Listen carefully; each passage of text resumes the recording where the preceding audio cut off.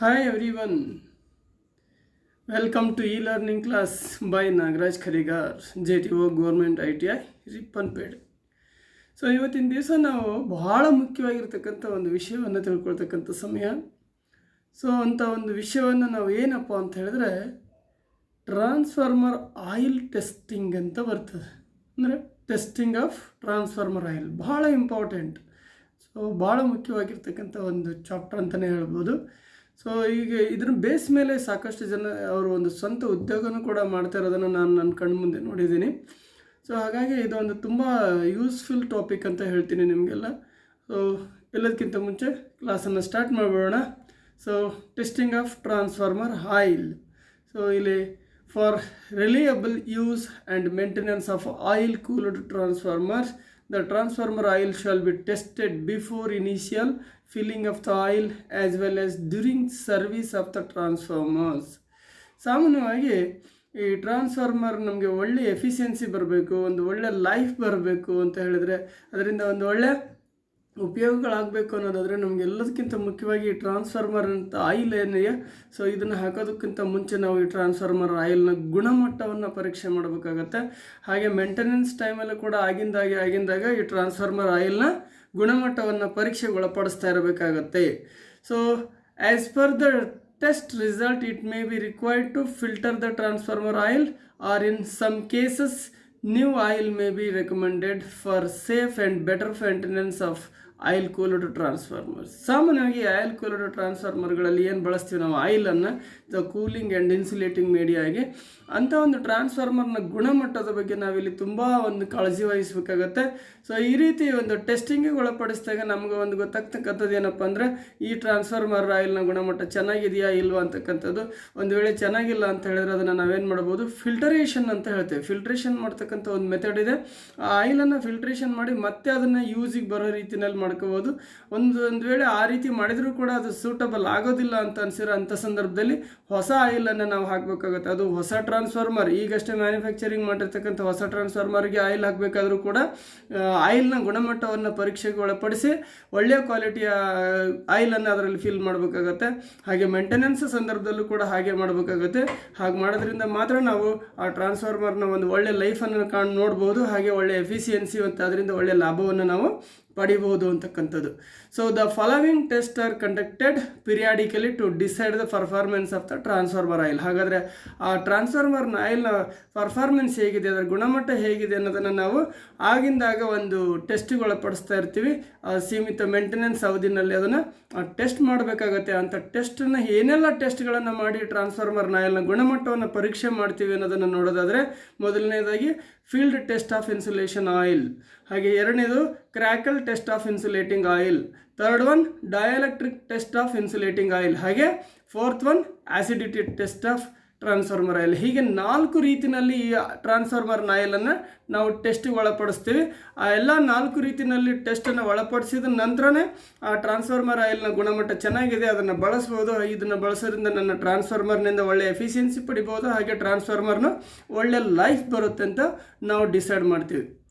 ಮೊಟ್ಟ ಮೊದಲನೇದಾಗಿ field test ಅಂದರೆ ಕ್ಷೇತ್ರೀಯ ಪರೀಕ್ಷೆ ಅಂತ ಹೇಳ್ತೀವಿ. ಅಂದರೆ ಫೀಲ್ಡ್ ಟೆಸ್ಟ್, ಕ್ಷೇತ್ರ ಪರೀಕ್ಷೆ ಹೇಗೆ ನಡೀತದೆ ಇದನ್ನು ನೋಡೋದಾದರೆ, A drop of transformer oil when placed slowly from a pipette on the still surface of a distilled water contained in heater should retain its shape when the oil is new. ನೋಡಿ, ಇಲ್ಲಿ ಒಂದು drop of transformer ಆಯಿಲನ್ನು ತೊಗೊಂಡು ನಾವು ಏನು ಈ ಬಿಸಿ ನೀರಿನಿಂದ distilled water ಮಾಡಿದ್ದು, ಅಂದರೆ ಬಿಸಿ ನೀರು ಮಾಡಿ ಅದನ್ನ ನಂತರ ಶುದ್ಧೀಕರಿಸಿ, ಅಂದರೆ ಅದನ್ನು ಡಿಸ್ಟಿಲ್ಡ್ ಮಾಡ್ತೀವಿ, ಶುದ್ಧೀಕರಿಸ್ತೀವಿ.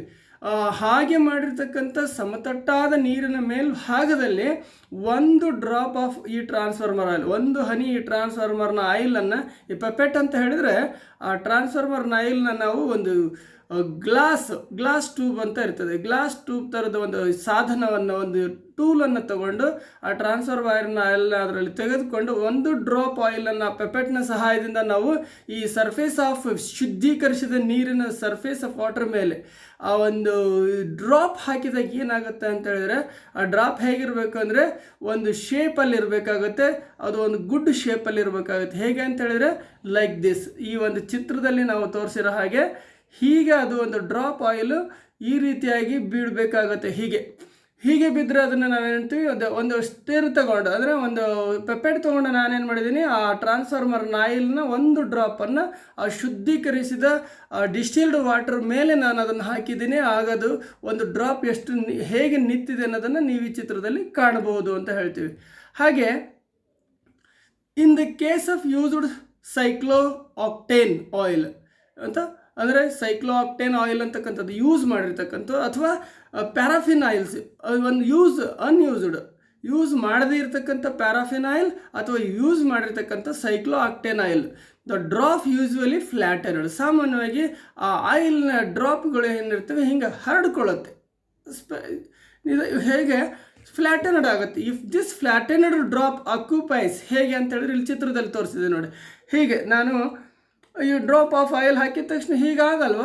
ಸೊ ಇಲ್ಲಿ ನಾವು ಆ ಡ್ರಾಪ್ ಆಫ್ ಆಯಿಲ್ನಲ್ಲಿ ನಾವೇನು ಹೇಳಿದ್ವಿ, ಒಳ್ಳೆ ಆಯಿಲ್ ಅನ್ನೋದನ್ನು ಈ ಒಂದು ಸಿಂಬಲಲ್ಲಿ ತೋರಿಸಿದೆ ನೋಡಿ ಅದರೊಳಗಡೆ. ಸೊ ಹಾಗೆ ನಾವು ಇದನ್ನು ಹೀಗೆ ಹಾಕಿದ್ರಾಗ ಒಂದು ಸರ್ಫೇಸ್ ಮೇಲೆ ಆ ಡ್ರಾಪನ್ನು ಹಾಕಿದಾಗ ಹೇಗಿರಬೇಕು ಅಂತ ಹೇಳಿದ್ರೆ, if this flattened drop occupies an area of diameter less than 15 to 18 mm. ನೋಡಿ, ನಾವೇನು ಒಂದು ಆಯಿಲ್ನ ತೊಗೊಂಡು ಒಂದು ಸರ್ಫೇಸ್ ಮೇಲೆ ಹಾಕಿದಾಗ ಆ ಡ್ರಾಪ್ ಹೀಗೆ ಸ್ಪ್ರೆಡ್ ಔಟ್ ಆಗುತ್ತೆ, ಫ್ಲ್ಯಾಟೆನ್ಡ್ ಆಗುತ್ತೆ. ಆ ಫ್ಲ್ಯಾಟೆನ್ಡ್ ಆಗಿರ್ತಕ್ಕಂಥ ಏನಿದೆ ಈ ಒಂದು ಆಯಿಲ್ನ ಇದು ಏನಿದೆ ಅಲ್ಲ, ಇದು ಜಸ್ಟ್ ಅದ್ರ ಡಯಾಮೀಟರ್ ಎಷ್ಟಿರಬೇಕು ಅಂತ ಹೇಳಿದ್ರಲ್ಲಿ 15 to 18 mm ಮಾತ್ರ ಇರಬೇಕು. 15 to 18 mm ಡಯಾಮೀಟರ್ ಅಂದರೆ ಗೊತ್ತಲ್ಲ ಇದು. ಸೊ ಈ ಒಂದು ಭಾಗದಲ್ಲಿ ಎಷ್ಟಿದೆ ಅಲ್ಲ, ಅದು 15 to 18 mm ಮಾತ್ರ ಇರಬೇಕು ಅಂತ ಹೇಳ್ತೀವಿ. ಸೊ ಹಾಗೆ ನಾವು ಇದನ್ನು ಟೆಸ್ಟ್ ಮಾಡ್ತೀವಿ ಇಲ್ಲಿ. So the oil may be used, ಆ ಒಂದು ವೇಳೆ ಆ ಥರ ಡ್ರಾಪ್ ಹಾಕಿರ್ತಕ್ಕಂಥ ಆಯಿಲ್ನ ಫ್ಲ್ಯಾಟೆನ್ಡ್ ಸರ್ಫೇಸ್ ಏನಿದೆ ಅದು ನನಗೆ ಅದರ ಡಯಾಮೀಟ್ರ್ ಏನಿದೆ ಅದು ನನಗೆ 15 to 18 mm ಒಳಗಡೆ ಇತ್ತು ಅಂದರೆ ಆ ಆಯಿಲ್ ಯೂಸ್ ಮಾಡೋಕ್ಕೆ ಯೋಗ್ಯವಾಗಿರ್ತಕ್ಕಂಥದ್ದು ಅಂತಲೇ ಅರ್ಥ. Otherwise it has to be reconditioned. So ಹಾಗಾಗಲಿಲ್ಲ, ಅದು ತುಂಬ ಅಗಲ ಹರಡ್ಕೊಂಡು ಹೋಯಿತು, ಸ್ಪ್ರೆಡ್ ಆಗಿ ಹೋಯಿತು ಅಂತ ಹೇಳಿದ್ರೆ ನಾವು ಅದನ್ನು ರೀಕಂಡೀಷನ್ ಮಾಡಬೇಕಾಗತ್ತೆ, ಫಿಲ್ಟ್ರೇಷನ್ಗೆ ಹಾಕಬೇಕಾಗತ್ತೆ, ಶುದ್ಧೀಕರಿಸಬೇಕಾಗತ್ತೆ ಆಯಿಲನ್ನು ಅಂತ. Oils with the longer spreads are unsuitable. ಆ ರೀತಿ ಏನಾದರೂ ತುಂಬ ಅಗಲವಾಗಿ ಸ್ಪ್ರೆಡ್ಸ್ ಆಯಿತು ಅಂದರೆ ಅದು ನಮಗೆ ಸೂಟಬಲ್ ಆಯಿಲ್ ಆಗೋದಿಲ್ಲ ಟ್ರಾನ್ಸ್ಫಾರ್ಮರಿಗೆ ಹಾಕೋದಕ್ಕೆ ಅಂತ ಹೇಳ್ತೀವಿ. ಹೀಗೆ ಈ ಫೀಲ್ಡ್ ಟೆಸ್ಟನ್ನು ಮಾಡೋದ್ರ ಮುಖಾಂತರ ಈ ಟ್ರಾನ್ಸ್ಫಾರ್ಮರ್ ಆಯಿಲ್ನ ಒಂದು ಗುಣವನ್ನು ನಾವು ತಿಳ್ಕೊಳ್ತೀವಿ, ಇದು ಶುದ್ಧವಾಗಿದೆಯಾ ಇಲ್ವಾ ಅಂತಕ್ಕಂಥದ್ದು. ಸೊ ಹಾಗೆ ಎರಡನೇದು ಕ್ರ್ಯಾಕಲ್ ಟೆಸ್ಟ್ ಅಂತ ಹೇಳಿದ್ರೆ, a rough test may be made by closing one end of steel tube and heating the closed end to just dull red hot ಅಂತ ಹೇಳ್ತೀವಿ. ಒಂದು ಗ್ಲಾಸ್ನ ಈ ಥರದ ಟ್ಯೂಬನ್ನು ತೊಗೊಳ್ಳೋದು, ಒಂದು ಗ್ಲಾಸಿನ ಟ್ಯೂಬ್, ಒಂದು ಕಡೆಗೆ ಒಂದು ಎಂಡಲ್ಲಿ ಈ ಕಡೆ ಸೈಡಲ್ಲಿ ಏನಾಗಿದೆ ಇದು ಕ್ಲೋಸ್ ಆಗಿದೆ, ಈ ಕಡೆಯಲ್ಲಿ ಇದು ಓಪನ್ ಇದೆ. ಈ ಥರದ ಒಂದು ಗ್ಲಾಸ್ ಟ್ಯೂಬ್ ಬೀಕರ್ನ ತೊಗೊಂಡು ಅದರೊಳಗಡೆ ಒಂದು ಟೆಸ್ಟಿಂಗ್ ಸ್ಯಾಂಪಲ್ ಆಯಿಲನ್ನು ತೊಗೊಂಡು ಅದನ್ನು ಹೀಟ್ ಮಾಡ್ತೀವಿ. ಅಂದರೆ ಕೆಂಪು ಕಾಯಿಸೋದು ಅಂತ ಹೇಳ್ತೀವಲ್ಲ, ಹಾಗೆ ಆ ರೀತಿ ಕೆಂಪಿಗೆ ಕಾಯಿಸ್ತೇವೆ ಅದನ್ನು. ಜಸ್ಟ್ ಡಲ್ ರೆಡ್ ಹಾಟ್ ಅಂದರೆ ಅದೇ. When the oil sample is plunging into the tube a sharp crackle sound will be heard. So ಅಂಥ ಸಂದರ್ಭದಲ್ಲಿ ಅವಾಗ ಏನಾಗುತ್ತೆ ಅಲ್ಲಿ ಅಂತ ಹೇಳಿದ್ರೆ ಒಂದು ಕ್ರ್ಯಾಕಲ್ ಸೌಂಡ್ ಬರ್ತದೆ, ಒಂದು ಸಣ್ಣದಾಗಿ ಒಂದು ಕ್ರ್ಯಾಕಲ್ ಸೌಂಡ್, ಚಟ ಅಂತೇಳಿ ಸಿಡಿತದಲ್ಲ ಆ ಥರದ ಒಂದು ಸೌಂಡ್ ಬರ್ತದೆ. If the oil contain much moisture, ಅಲ್ಲಿ ಏನಾದರೂ ಆಯಿಲ್ ಒಳಗಡೆಗೆ ತುಂಬ ತೇವಾಂಶಗಳು ತುಂಬಿಕೊಂಡಿದ್ರೆ, ಆಯಿಲಲ್ಲಿ ತುಂಬ ತೇವಾಂಶ ಸೇರ್ಕೊಂಡಿದ್ರೆ ಅಂಥ ಸಂದರ್ಭದಲ್ಲಿ ಏನಾಗುತ್ತೆ, ಒಂದು ಶಾರ್ಪ್ ಕ್ರ್ಯಾಕಲ್ ಸೌಂಡ್ ಅಲ್ಲಿ ಬರುತ್ತೆ, ಚಿಟಿ ಅಂತಕ್ಕಂಥ ಒಂದು ಸೌಂಡ್ ಅದರಲ್ಲಿ ಬರ್ತದೆ. ಸೊ ಅದರ್ವೈಸ್ ಒಂದು ಡ್ರೈ ಆಯಿಲ್ ಇತ್ತು ಅಂತ ಹೇಳಿದ್ರೆ ಅದು ಸುಮ್ಮನೆ ಹಾಗೆ ಕುದಿಯೋದು, ಉರಿತಾ ಇರ್ತದೆ ಅಷ್ಟೇ, ಕುದಿಯೋದು ಅಂತ ಹೇಳ್ತೀವಿ, ಸೈಲೆಂಟ್ ಆಗಿರ್ತದೆ ಅಂತ. ಸೊ ಅದರ್ವೈಸ್ ಅಲ್ಲಿ ಏನಾದರೂ ಒಂದು ಕ್ರ್ಯಾಕಲ್ ಸೌಂಡ್ ಇದೆ ಅಂದರೆ ಅದರಲ್ಲಿ ಮಾಯ್ಶ್ಚರ್ ಸೇರಿದೆ ಆಯಿಲಲ್ಲಿ ಅಂತ ನಾವು ಅದನ್ನು ಅರ್ಥ ಮಾಡ್ಕೋಬೇಕು. ಹಾಗೆ ಡೈಎಲೆಕ್ಟ್ರಿಕ್ ಟೆಸ್ಟ್ ಅಂತ ಹೇಳ್ತೀವಿ. It is A very important. This test is preferably conducted using standard oil testing set ಅಂತ. ಸೊ ಇಲ್ಲೊಂದು ಆಯಿಲ್ ಟೆಸ್ಟ್ ಸೆಟ್ ಅಂತ ಬರ್ತದೆ. ಆಯಿಲ್ ಟೆಸ್ಟ್ ಸೆಟ್ಟನ್ನು ತಗೊಂಡು ನಾವು ಈ ಒಂದು ಡೈಎಲೆಕ್ಟ್ರಿಕ್ ಟೆಸ್ಟನ್ನು ನಾವು ಒಳಗೊಳ್ಬೇಕಾಗುತ್ತೆ. ಟ್ರಾನ್ಸ್ಫಾರ್ಮರ್ ಆಯಿಲನ್ನು ಟೆಸ್ಟ್ ಮಾಡಬೇಕಾಗುತ್ತೆ. The oil test set consist of a container or cell made up of the glass or plastic. So ಇಲ್ಲಿ ನಾವು ಚಿತ್ರದಲ್ಲಿ ನೋಡೋಣ, ಇಲ್ಲೇನಿದೆ ಅಲ್ಲ ಈ ಒಂದು ಶೇಪ್, ಈ ಆಯಿಲ್ ಟೆಸ್ಟ್ ಕಂಟೈನ್ ಅಂದರೆ ಸೆಲ್ ಅಂತ, ಕಂಟೈನರ್ ಅಥವಾ ಸೆಲ್ ಅಂತ ಏನು ಹೇಳ್ತೀವಿ ಅದನ್ನು ನಾವು ಈ ಚಿತ್ರದಲ್ಲಿ ನೋಡಿದ್ರೆ ಗೊತ್ತಾಗುತ್ತೆ. ಇದೊಂದು ಆಯಿಲ್ ಟೆಸ್ಟಿಂಗ್ ಕಿಟ್ ಅಂತ ಹೇಳ್ತೀವಿ. ದಿಸ್ ಈಸ್ ಅ ಹೋಲ್, ಏನು ಚಿತ್ರ ನಿಮ್ಮ ಕಣ್ಣಿದ್ರಿ ಕಾಣ್ತದೆ, ಇದೊಂದು ಆಯಿಲ್ ಟೆಸ್ಟಿಂಗ್ ಕಿಟ್. ಸೊ ಇದರಲ್ಲಿ ನಾವೇನು ಮಾಡಬೇಕಾಗತ್ತೆ ಅಂತ ಹೇಳಿದ್ರೆ, ಈ ಭಾಗದಲ್ಲಿ ಇದೆಯಲ್ಲ ಇಲ್ಲಿ, ಇದು ಗ್ಲಾಸ್ನಿಂದ ಮಾಡಿರ್ತಕ್ಕಂಥ ಒಂದು ಕಂಟೈನರ್. ಆ ಗ್ಲಾಸ್ ಕಂಟೈನರ್ ಒಳಗಡೆ ನೋಡಿ, ಇಲ್ಲಿ ಈ ಸೈಡಲ್ಲಿ ಒಂದು ಎಲೆಕ್ಟ್ರೋಡ್ ಇದೆ, ಈ ಸೈಡಲ್ಲಿ ಒಂದು ಎಲೆಕ್ಟ್ರೋಡ್ ಇದೆ. ಆ ಎರಡು ಎಲೆಕ್ಟ್ರೋಡ್ ಮೇಲೆ ಸೊ ಈ ಗ್ಲಾಸ್ ಕಂಟೈನರಲ್ಲಿ ಇರ್ತಕ್ಕಂಥ ಎಲೆಕ್ಟ್ರೋಡ್ಗಳು ಇಲ್ಲಿ ಬಂದು ಟಚ್ ಆಗೋ ರೀತಿಯಲ್ಲಿ ಅದನ್ನು ಪ್ಲೇಸ್ ಮಾಡಿದೆ ನೋಡಿ. ಈ ರೀತಿಯಾಗಿ ಇರುತ್ತೆ ಅದು. ಸೊ ದಿಸ್ ಫಿಗರ್ ಗ್ಲಾಸ್ ಅಥವಾ ಪ್ಲಾಸ್ಟಿಕ್ಕಿಂದ ಮಾಡಿರ್ತಕ್ಕಂಥ ಒಂದು ಕಂಟೈನರ್ ಅದು. ಅದರೊಳಗಡೆಗೆ ಈ ಥರದಾಗಿರ್ತಕ್ಕಂಥ ಎಲೆಕ್ಟ್ರೋಡ್ಗಳು, ಅಂದರೆ ಇಲ್ಲಿದೆ ನೋಡಿ ಎಲೆಕ್ಟ್ರೋಡ್ಸ್ಗಳು, ಇವನ್ನ ಎಲೆಕ್ಟ್ರೋಡ್ಸ್ ಇಲ್ಲಿ ಬಿಟ್ವೀನಲ್ಲಿ ನಮಗೆ ಅದೊಂದು ಗ್ಯಾಪ್ ಇದೆ ಇಲ್ಲಿ. ಸೊ ಅದ್ರ ಬಗ್ಗೆ ನಾವೀಗ ಮುಂದೆ ಸ್ಟಡಿ ಮಾಡೋಣ. The cell shall have an effective volume between 300 to 500 ml. ಅವೇನೊಂದು ಕಂಟೈನರ್ ಸೆಲ್ ಇದೆ, ಅದು ಒಂದು 300 to 500 ml ಈ ಟ್ರಾನ್ಸ್ಫಾರ್ಮರ್ ಶಾಂಪಲ್ ಆಯಿಲನ್ನು ಹಿಡಿಯುವಷ್ಟು ಒಂದು ಸರ್ಫೇಸ್ ಇರ್ತದೆ, ಅಲ್ಲಿ ವ್ಯಾಲ್ಯೂಮ್ ಇರ್ತದೆ. It should be preferably closed section wave of the container, figure 3 ಅಂತ ಹೇಳ್ತೀವಿ ನೋಡಿ. ಇಲ್ಲಿ ಕಂಪ್ಲೀಟ್ಲಿ ಇದು ಕಂಪ್ಲೀಟ್ ಕ್ಲೋಸ್ಡ್ ಸೆಕ್ಷನ್. ಇಲ್ಲಿಗಿಂತ ನೀವು ಈ ಡ್ರಾಯಿಂಗಲ್ಲಿ ನೋಡಿದರೆ ಚೆನ್ನಾಗಿ ಗೊತ್ತಾಗುತ್ತೆ. ಸೊ ಈ ಭಾಗದಲ್ಲಿ ಏನಿದೆ ಇದು ಕಂಪ್ಲೀಟ್ಲಿ ಕ್ಲೋಸ್ಡ್ ಪಾತ್. ಇಲ್ಲಿ ಗ್ಲಾಸ್ ಇದೆ, ಈ ಯಾವುದಲ್ಲಿ ಇದು ಈ ಸರೌಂಡಲ್ಲಿ ಇರ್ತಕ್ಕಂಥದ್ದು ಇದೊಂದು ಗ್ಲಾಸ್ ಕ್ಲೋಸ್ ಇದೆ, ಇದು ಓಪನ್ ಇಲ್ಲ ಅಲ್ಲಿ. ಸೊ ಅದಲ್ಲಿ ಆ ಏರಿಯಾದಲ್ಲಿ ಒಂದು ಗ್ಲಾಸ್ ಇದೆ, ಆ ಗ್ಲಾಸನ್ನು ಕ್ಲೋಸ್ ಮಾಡಿದ್ರೆ ಮಾತ್ರ ಈ ಟೆಸ್ಟಿಂಗ್ ಕಿಟ್ ಆಪರೇಟ್ ಆಗೋದು. ಆ ರೀತಿಯಲ್ಲಿ ಅದನ್ನು ಸೆಟ್ ಮಾಡಿರ್ತಾರೆ. ಒಂದು ವೇಳೆ ಓಪನ್ ಇತ್ತು ಅಂದರೆ ಅದು ಆಪರೇಟೇ ಆಗೋದಿಲ್ಲ. ಆ ರೀತಿ ಈ ಒಂದು ಕಿಟ್ಟನ್ನು ರೆಡಿ ಮಾಡಲಾಗಿರ್ತದೆ ಫಸ್ಟೇ. ಅಂದರೆ ಓಪನ್ ಇದ್ದಾಗ ಯಾವುದೇ ಕಾರಣಕ್ಕೂ ಆನ್ ಆಗಬಾರ್ದು, ಓಪನ್ ಇಟ್ಕೊಂಡು ಯಾವುದೇ ಕಾರಣಕ್ಕೂ ಅದನ್ನು ಟೆಸ್ಟ್ ಮಾಡಬಾರ್ದು, ಅಂದರೆ ಡೇಂಜರಸ್ ಹಜಾರ್ಡ್ಸ್ಗಳಾಗ್ತವೆ ಅಂತ. So 2 numbers of the copper, brass, bronze or stainless steel in the shape of sphere of diameter 12.5 to 13 mm elliptical are mounted on a horizontal axis at 2.5 mm apart. ಇಲ್ಲಿ ನೋಡಿದ್ರೆ ಗೊತ್ತಾಗುತ್ತೆ ನಮಗೆ. So ಇಲ್ಲೇನಿದೆ copper, brass or bronze ಅಂತ ಹೇಳ್ತೀವಿ. ಈ ಎರಡು ಎಲೆಕ್ಟ್ರೋಡ್ಗಳು ಏನಿದಾವೆ, ಇದು ಒಂದು ಮತ್ತು ಇದು ಒಂದು, ಈ ಎರಡು ಎಲೆಕ್ಟ್ರೋಡ್ಗಳು ಕಾಪರ್, ಬ್ರಾಸ್ ಆರ್ ಬ್ರಾಂಚಲ್ಲಿ ಅಥವಾ ಸ್ಟೀಲಲ್ಲಿ ಮಾಡಿರ್ತಕ್ಕಂಥಾಗಿರ್ತದೆ. ಇವೆರಡರ ಮಧ್ಯದಲ್ಲಿ 2.5 mm ಡಿಸ್ಟೆನ್ಸಲ್ಲೇ ಇವೆರಡನ್ನು ಫಿಕ್ಸ್ ಮಾಡಿದೆ, ಇಲ್ಲಿ ಗಮನಿಸ್ಬೋದು ನೀವು. ಸೊ ಇಲ್ಲಿ ಕೂಡ ಹಾಗೆ ಇದೆ ನೋಡಿ. ಸೊ ಇವೆರಡರ ಮಧ್ಯದಲ್ಲಿ ಒಂದು ಗ್ಯಾಪನ್ನು ಮೇಂಟೈನ್ ಮಾಡಬೇಕಾಗುತ್ತೆ. ಆ ಗ್ಯಾಪನ್ನು ಮೇಂಟೈನ್ ಮಾಡೋದಕ್ಕೆ ಅಲ್ಲಿ ನಮಗೆ ಮಾಪನಗಳು ಕೂಡ ಇರ್ತವೆ. 2.5, 4 mm ಹೀಗೆ ಬೇರೆ ಬೇರೆ ಮಾಪನಗಳಿರ್ತವೆ. ಈಗ ನಾನು ಈ ಸಂದರ್ಭದಲ್ಲಿ ಅದನ್ನು 2.5ಗೆ ಸೆಟ್ ಮಾಡಬೇಕು ಅಂತ ಹೇಳ್ತೀನಿ. So is used as electrodes for oil test of 11 kV transformer. So that is 11 kV transformer ಆಗಿದ್ದರೆ ಅದನ್ನು 2.5 mm ಡಿಸ್ಟೆನ್ಸಲ್ಲಿ ಅಪಾರ್ಟಲ್ಲಿ ನಾವು ಅದನ್ನು ಸೆಟ್ ಮಾಡಬೇಕಾಗತ್ತೆ. ಇಲ್ಲಿ ನೋಡಿ, ಇವೆರಡು ಎಲೆಕ್ಟ್ರೋಡ್ಗಳನ್ನು ನಾವು ಇಲ್ಲಿ ಮಾಡಿದೆ. ಸೊ ಇದು ಟ್ರಾನ್ಸ್ಫಾರ್ಮರ್ ಕಿಟ್ಟಿನ ಒಳಗಡೆಯಿಂದ ಬಂದಿರತಕ್ಕಂಥ ಎಲೆಕ್ಟ್ರೋಡ್ ಟರ್ಮಿನಲ್ಗಳು. ಒಂದು ನಮ್ಮ ಏನು ಈ ಸೆಲ್ ಕಂಟೈನರ್ ಇದೆ, ಇದ್ರ ಎಲೆಕ್ಟ್ರೋಡ್ಗಳು ಕರೆಕ್ಟಾಗಿ ಬಂದು ಈ ಭಾಗದಲ್ಲಿ ಒಂದು, ಈ ಭಾಗದಲ್ಲಿ ಒಂದು ಅದಕ್ಕೆ ಕಾಂಟ್ಯಾಕ್ಟ್ ಆಗಿದೆ ನೋಡಿ. ಸೊ ಆ ರೀತಿಯಲ್ಲಿ ಅದು ಪ್ಲೇಸ್ ಆಗಬೇಕು ಅಂತ ಹೇಳ್ತೀವಿ. ಹಾಗೆ ಇಲ್ಲಿ the section wave of container of the dielectric testing kit. ಈ ಒಂದು ಸೈಡ್ ವೇವ್ನಲ್ಲಿ ನಮಗಿದು ಏನಾಗಿದೆ, ಈ ರೀತಿ ಸೆಕ್ಷನಲ್ ವ್ಯೂವಲ್ಲಿದೆ. ಸೊ ನಾವಿಲ್ಲಿ ನೋಡ್ಬೋದು, ಇದು ಒಂದು ಏನಿದೆ, ಇವು ಎಲೆಕ್ಟ್ರೋಡ್ಗಳು. ಇನ್ ಬಿಟ್ವೀನ್ ಮಧ್ಯದಲ್ಲಿ 2.5 mm ಗ್ಯಾಪಲ್ಲಿದೆ. ಅಂದರೆ 11 kV ಟ್ರಾನ್ಸ್ಫಾರ್ಮರ್ ಆಯಿಲ್ ಟೆಸ್ಟ್ ಮಾಡ್ಬೇಕಾದ್ರೆ ಇದಕ್ಕೆ 2.5 mm ಡಿಸ್ಟೆನ್ಸಲ್ಲಿ ಇರಬೇಕು. ಇವೆರಡು ಮೈನ್ ಒಳಗಡೆಯಿಂದ ಬರ್ತಕ್ಕಂಥ ಏನಿದೆ ಎಲೆಕ್ಟ್ರೋಡ್ಗಳು. ಸೊ ಇದು ಹೀಗೆ ರೀತಿಯ ಕ್ರಾಸ್ ಸೆಕ್ಷನಲ್ಲಿ ಇರ್ತಕ್ಕಂಥದ್ದು. The cell is mounted on a test set HT connection to the electrodes. So ಅಲ್ಲಿ ಏನು ಎರಡು ಎಲೆಕ್ಟ್ರೋಡ್ಗಳಿದಾವೆ, ಅವು HT connection, high tension voltage ಇರ್ತಕ್ಕಂಥ ಎಲೆಕ್ಟ್ರೋಡ್ಗಳು is made by the point contact arrangement. So ಅದು ಕರೆಕ್ಟಾಗಿ ಅಲ್ಲಿ ಬಂದು ಕೂರೋ ಹಾಗೆ, ಈ ರೀತಿ ಇಲ್ಲಿ ಬಂದಿದೆಯಲ್ಲ, ಈ ರೀತಿ ಬಂದು ಅದಕ್ಕೆ ಕಾಂಟ್ಯಾಕ್ಟ್ ಆಗಿ ಕೂರೋ ಹಾಗೆ ಈ ಎರಡು ಎಲೆಕ್ಟ್ರೋಡ್, ಹೈ ಟೆನ್ಷನ್ ಎಲೆಕ್ಟ್ರೋಡ್ಗಳು ಬಂದು ಇದಕ್ಕೆ ಟಚ್ ಆಗೋ ರೀತಿಯಲ್ಲಿ ಅದನ್ನು ಸೆಟ್ ಮಾಡಲಾಗ್ತದೆ. ಸೊ ಹೀಗೆ ಮಾಡಿದಾಗ ಏನಾಗುತ್ತೆ, ಅಲ್ಲಿ contact arrangement. The test is set also provided into step up transformer. ನೋಡಿ ಇಲ್ಲಿ ಸ್ಟೆಪ್ ಅಪ್ ಟ್ರಾನ್ಸ್ಫಾರ್ಮರ್ ಅಂದರೆ ನಮ್ಮ ಹತ್ರ ಅವೈಲಬಿಲಿಟಿ ಇರ್ತಕ್ಕಂಥ 230 ವೋಲ್ಟೇಜನ್ನು ಮೋರ್ ದ್ಯಾನ್ 11 kV ವೋಲ್ಟೇಜ್ವರೆಗೂ ಅಪ್ ಟು 60 kV ವರೆಗೂ ನಾನು ಅದನ್ನು ಸ್ಟೆಪ್ ಅಪ್ ಮಾಡ್ತಕ್ಕಂಥದ್ದು ಇರ್ತದೆ. ಸೊ 60 kV ಅಂದರೆ step up transformer here the voltage can be varied from 0 to 60 kV. ನೋಡಿ ಇಲ್ಲಿದೆ. ಸೊ ಅದನ್ನು ನಾವು ಒಂದು ಸ್ಟೆಪ್ ಅಪ್ ಟ್ರಾನ್ಸ್ಫಾರ್ಮರ್ನ ಟೆಸ್ಟ್ ಕಿಟ್ಟಲ್ಲಿ ಬಳಸಲಾಗ್ತದೆ. ಅದು ಎಷ್ಟಿರ್ತದೆ ಅಂತ ಹೇಳಿದ್ರೆ, ನಮ್ಮ ನಾರ್ಮಲ್ 230, 240 ವೋಲ್ಟೇಜನ್ನು, ಸಿಂಗಲ್ ಫೇಸ್ ವೋಲ್ಟೇಜನ್ನು ಅಪ್ ಟು 0 to 60 kV ವೋಲ್ಟ್ವರೆಗೂ ಅದನ್ನು ನಾವು ಸ್ಟೆಪ್ ಅಪ್ ಮಾಡ್ಕೊಳ್ತಕ್ಕಂಥ ಕೆಪಾಸಿಟಿ ಅದಕ್ಕಿರ್ತದೆ. In some designs the voltage is varied by the electric motor with the operation of push button switch. ಇಲ್ಲಿ ಕೆಲವೊಂದು ಸಂದರ್ಭದಲ್ಲಿ ಈ ವೋಲ್ಟೇಜ್ ವೇರಿಯೇಷನನ್ನು ಒಂದು ಮೋಟಾರ್, ಎಲೆಕ್ಟ್ರಿಕ್ ಮೋಟಾರ್ನ ಸಹಾಯದಿಂದ ಆಪ್ರೇಟ್ ಮಾಡಲಾಗ್ತದೆ, ಅದು ಒಂದು ಪುಷ್ ಬಟನ್ ಸಹಾಯದಿಂದ ಅಂತಲೂ ಹೇಳ್ತೀವಿ. ಇನ್ನು ಕೆಲವಲ್ಲಿ ಮ್ಯಾನ್ಯುವಲ್ ಆಗಿ ನಾನು ಒಂದು ರೊಟೇಟಿಂಗ್ ಸ್ವಿಚ್ಚನ್ನು, ರೋಟರಿ ಸ್ವಿಚ್ ಟೈಪ್ ಇರ್ತದೆ, ಅದನ್ನು ತಿರುಗಿಸ್ತಾ ಮ್ಯಾನ್ಯುವಲಿ ಹ್ಯಾಂಡಲ್ ಕೈಯಿಂದ ತಿರುಗಿಸ್ತಾನು ವೋಲ್ಟೇಜನ್ನು 0 to ಮ್ಯಾಕ್ಸಿಮಮ್ವರೆಗೂ ಇನ್ಕ್ರೀಸ್ ಮಾಡಬಹುದು.